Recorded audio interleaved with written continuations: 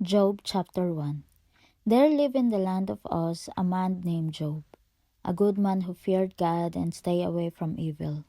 He had a large family of 7 sons and 3 daughters, and was immensely wealthy, for he owned 7,000 sheep, 3,000 camels, 500 teams of oxen, 500 female donkeys, and employed many servants.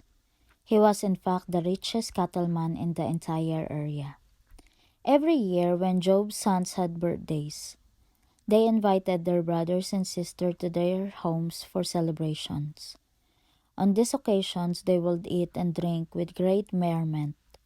When these birthday parties ended, and sometimes they lasted several days, Job would summon his children to him and sanctify them, getting up early in the morning and offering a burnt offering for each one of them.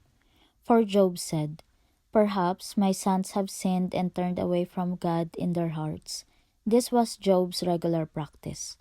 One day, as angels came to present themselves before the Lord, Satan the accuser came with them. "Where have you come from?" the Lord asked.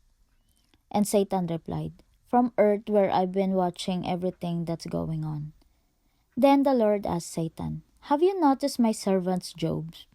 He is the finest man in all earth, a good man who fears God and will have nothing to do with evil.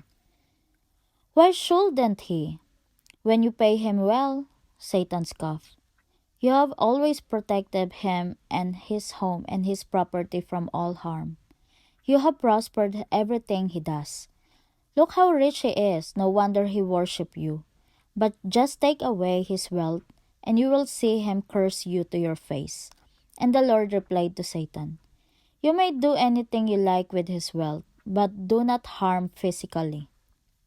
So Satan went away, and sure enough, not long afterwards, when Job's sons and daughters were dining at the oldest brother's house, tragedy struck.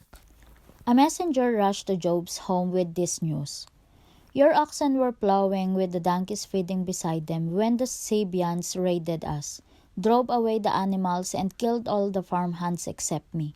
I am the only one left." While this messenger was still speaking, another arrived with more bad news. "The fire of God has fallen from heaven and burnt up your sheep and all the herdsmen, and I alone have escaped to tell you." Before this man finished, still another messenger rushed in. "3 bands of Chaldeans have driven off your camels and killed the servants, and I alone escaped to tell you." As he was still speaking, another arrived to say, "Your sons and daughters were feasting in their oldest brother's home, when suddenly a mighty wind swept from the desert and engulfed the house so that the roof fell on them, and all are dead, and I alone escaped to tell you." Then Job stood up and tore his robe in grief, "And I fell down upon the ground before God. I came naked from my mother's womb," he said, "and I shall have nothing when I die. The Lord had given me everything I had, and they were his to take away. Blessed be the name of the Lord." In all of this, Job did not sin or rebel against God.